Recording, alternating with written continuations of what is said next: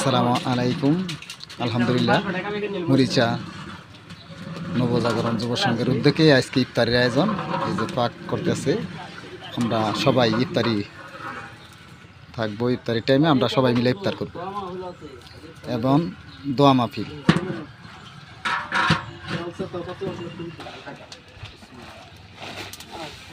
আলহামদুলিল্লাহ, খুব সুন্দরভাবে ইফতারি পাকাইতেছে।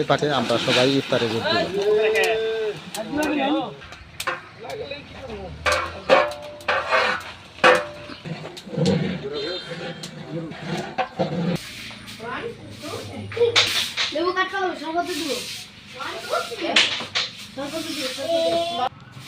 মরিচা নবজাগরণ যুব সংঘের উদ্যোগে আজকে ইফতারি আয়োজন।